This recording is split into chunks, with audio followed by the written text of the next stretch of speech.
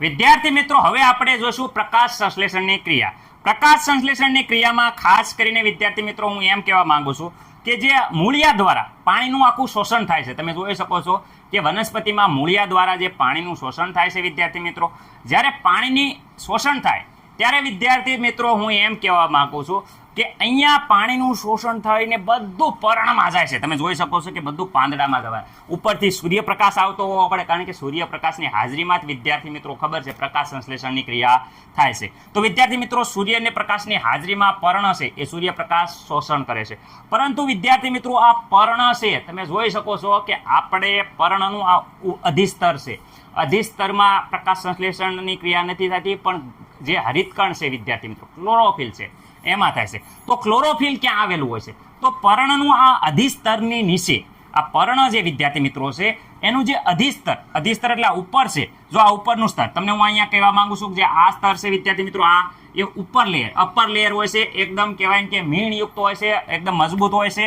Ready. નીચે આ હરિતકણ હોય છે વિદ્યાર્થી મિત્રો. આ હરિતકણ છે. હરિતકણમાં વિદ્યાર્થી મિત્રો કોષમાં અંદર અહીંયા વિદ્યાર્થી મિત્રો હરિતકણના કોષોની અંદર અહીંયા વિદ્યાર્થી મિત્રો હરિતકણ રહેલા છે. હરિતદ્રવ્ય હતું, હરિતદ્રવ્ય અંદર આ હરિતકણ રહેલું છે વિદ્યાર્થી મિત્રો. આ હરિતકણની વાત કરે અને વિદ્યાર્થી મિત્રો એક વસ્તુ તમને હું કહી દઉં કે આપણે જે પાણી લાયા હતા એ પાણી ક્યાં ગયું? તો સર અહીંયા જલવાહિની હોય વિદ્યાર્થી મિત્રો. પર્ણની અંદરની રચના છે આ જલવાહિની. જો આ જલવાહિનીમાંથી વિદ્યાર્થી મિત્રો પાણી વિદ્યાર્થી મિત્રો આવે છે. સર પાણી તો આવી ગયું. કાર્બન ડાયોક્સાઇડનું શું? રેડી. તો વાયુરંધ્ર દ્વારા વિદ્યાર્થી મિત્રો વનસ્પતિમાં જે આ વાયુરંધ્ર દેખાય છે આ વાયુરંધ્ર છે એ વાયુરંધ્ર દ્વારા વિદ્યાર્થી મિત્રો શું થાય છે? Carbon dioxide. જો આ વાતાવરણનો જે કાર્બન ડાયોક્સાઇડ છે એ વાયુરંધ્ર દ્વારા આવ્યો છે. રેડી. તમે જોઈ શકો છો કે વાયુરંધ્ર દ્વારા અહીંયા પાણીનો કાર્બન ડાયોક્સાઇડ બધો જ આ કાર્બન ડાયોક્સાઇડ વિદ્યાર્થી મિત્રો પર્ણની અંદર આવી ગયો છે.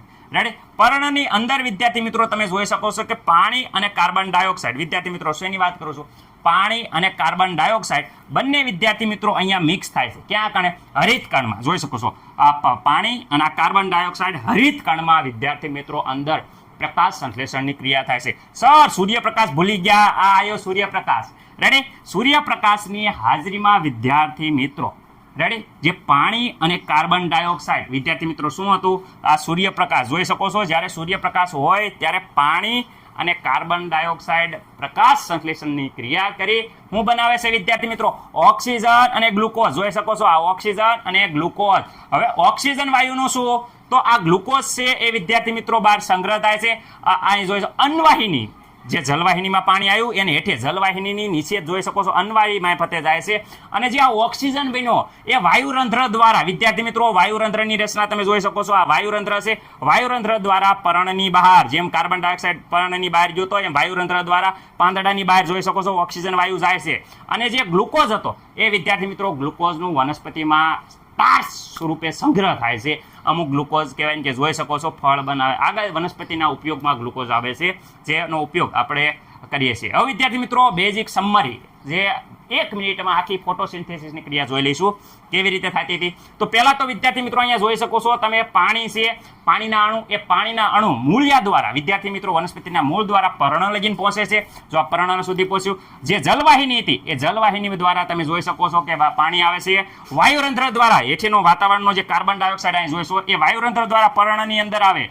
આ વાયુરંધ્ર જો અહીંયા વાયુરંધ્ર દ્વારા પર્ણની અંદર આવ્યા. પર્ણમાં પાણી અને કાર્બન ડાયોક્સાઇડ બે વાયુ આવ્યું. હવે એ હરિતકણમાં જશે. આ હરિતકણ તમે જોઈ શકો છો.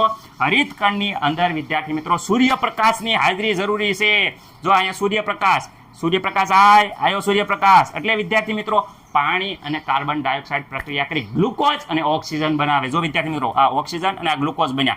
હવે ગ્લુકોઝ છે ઓક્સિજન અહીં જોઈશો વાયુરંધ્ર દ્વારા બહાર નીકળી જો કાર્બન ડાયોક્સાઇડ લીધો તો એ પણ જો વાતાવરણમાં બહાર નીકળી જો અને ગ્લુકોઝ છે વિદ્યાર્થી મિત્રો એ વનસ્પતિમાં સંગ્રહ થાય છે. ઓકે મને નથી લાગતું કે આમાં કોઈને કાંઈ પ્રોબ્લેમ હોય. સ્ટાર્ચ સ્વરૂપે